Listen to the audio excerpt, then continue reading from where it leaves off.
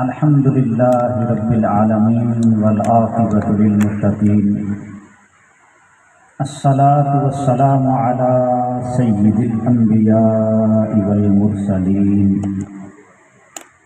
أما بعد فأعوذ بالله من الشيطان الرجيم بسم الله الرحمن الرحيم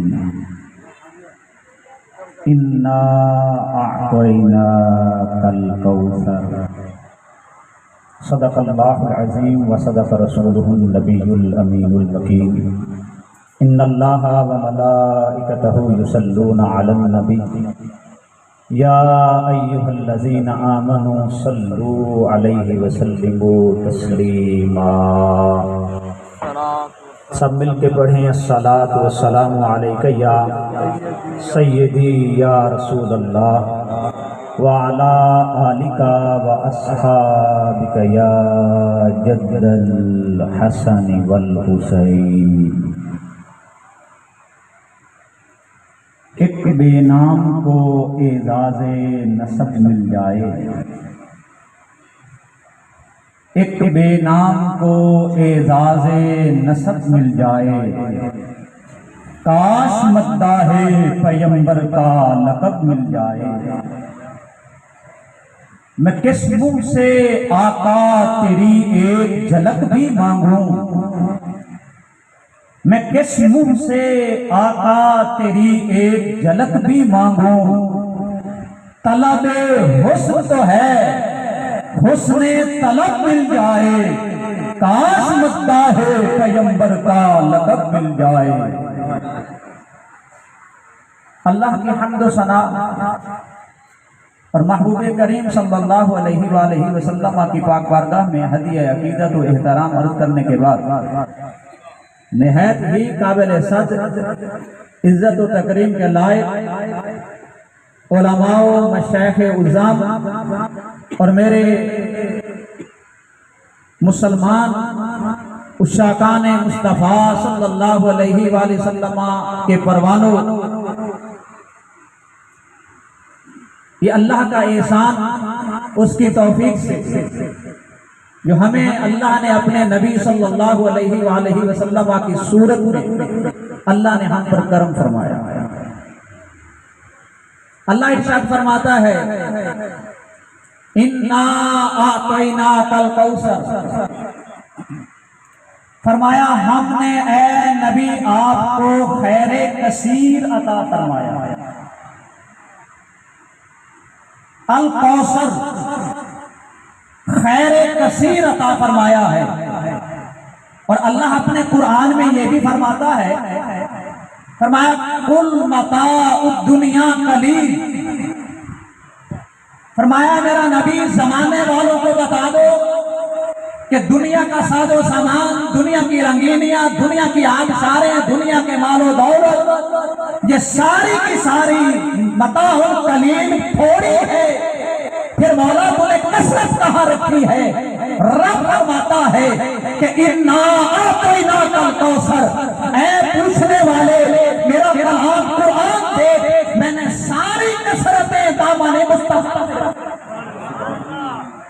حضور کے دامن میں رکھی ہیں، ساری خیر، ساری بھلائیاں، ساری کثرتیں۔ اور اس لفظ کوثر کی تفسیر کرتے ہوئے مفسرین کرام کے 25 سے 26 اقوال ملتے ہیں، اور اس کے معنی مطالب تفاسیر بیان کرتے ہوئے فرماتے ہیں اس کوثر سے مراد حوض کوثر ہے، نہر جنت ہے، مقام محمود ہے، نبوت میں کثرت، رسالت میں کثرت، امت میں کثرت، رفعات کے ذکر میں کثرت، اور آپ کی شفاعت میں کثرت، اختیارات میں کثرت۔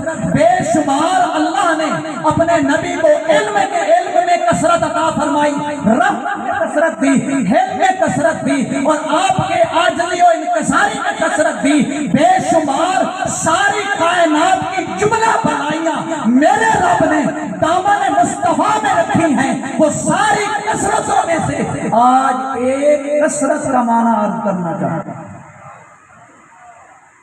کیونکہ معانی مطالب بہت ہیں۔ ذکر میں کثرت، اور اس ذکر کے کثرت کی بھی کتنی بلندی ہے، اس کو بھی 4 جملوں میں 4 لفظوں میں یوں کہنا چاہتا ہوں کہ اللہ نے اپنے نبی کے بارے میں فرمایا وَرَفَعْنَا لَكَ ذِكْرَكَ، اور اے محبوب ہم نے آپ کے ذکر کو آپ کی خاطر بلند کر دیا۔ اب ذکر کی بلندی دیکھیے، یہ کتنے جہان ہیں، عالمین ہیں، ان میں بڑے 4 جہان ہیں،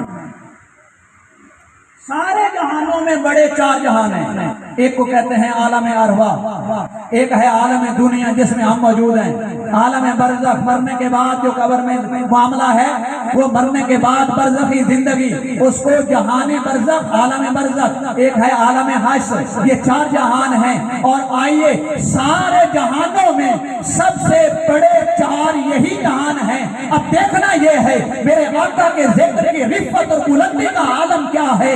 عالم ارواح ہو، اللہ انبیاء کی روح کو اکٹھا کرتے کہتا ہے کہ فرماتا ہے وَإِذْ أَخَذَ اللَّهُ مِيثَاقَ النَّبِيِّينَ، اللہ نبیوں کی روح سے یہ وعدہ لیتا ہے، اے میرے نبیوں، جب تمہیں کے دور میں، تمہارے زمانے میں نبوت تمہاری ہو، امت تمہاری ہو، کلمہ تمہارا ہو، لیکن میرا نبی آخر زمان آ جائے پھر اپنا کلمہ، اپنی کتاب نہیں پڑھانی، میرے محمد کا کلمہ پڑھانا۔ عالم ارواح تھا تو ذکر مصطفیٰ، یہ عالم دنیا جس میں ہم موجود ہیں، اس جہان میں بھی کوئی ذکر نہ بھی کرنا چاہے، کوئی یہ محفل میلاد نہ بھی کرنا چاہے، جلوس میں نہ بھی آنا چاہے، اللہ نے ہمارے نبی کو بنا کر ہی ایسا بھیجا ہے، ایسا بنایا ہے، ایسا سنوارا ہے، ایسا ذکر بلند کیا ہے کہ قرآن کو نبی کا ذکر کہا ہے، قرآن میرے نبی کا ذکر ہے۔ کوئی نہ بھی کرنا چاہے، جو اپنے گھر میں بیٹھ کر جب بھی قرآن پڑھے گا، نماز میں قرآن پڑھے گا، درود بھی رکھ دیا ہے، قرآن میں ذکر نبی کا رکھا ہے، تاکہ کوئی نہ بھی کرنا چاہے میں اپنے محمد کے ذکر کو پھر بھی ہے تو ذکر مصطفیٰ۔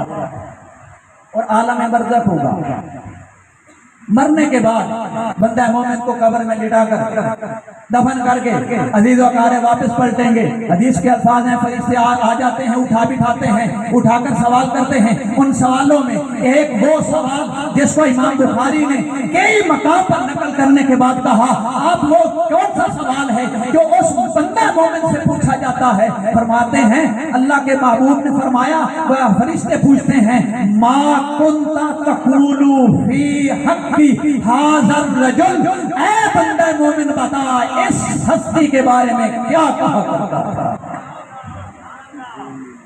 اس کے بارے میں یہ ذات کیا کہا کرتا تھا؟ کیا زندگی میں ان کے چرچے کرتا تھا؟ کیا نعرے لگاتا تھا؟ کیا نعتیں پڑھتا تھا؟ کیا قصیدے کہتا تھا؟ کیا نبی کے علم کو مانتا تھا، اختیار کو مانتا تھا، آپ کی رحمت کو مانتا تھا، آپ کو بے مثل ہونا مانتا تھا، آپ کی عظمت اور عروج کو تسلیم کرتا تھا؟ کیا کہا کرتا تھا؟ اور جو کرتے تھے، مانتے تھے، وہ بھی بولیں گے نہیں، بولنے کی کوشش کر رہے ہوں گے۔ میرے حضور محبت میں فرمائیں گے فرشتوں اس کو چھوڑ دو، یہ میرا غلام آ گیا۔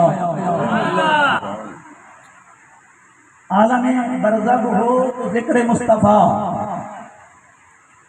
اور عالم حشر ہو تو بھی ذکر مصطفیٰ۔ میں تاجدار گلڑا کا یہاں شعر کوٹ کرنا چاہتا ہوں، آپ کیا فرماتے ہیں؟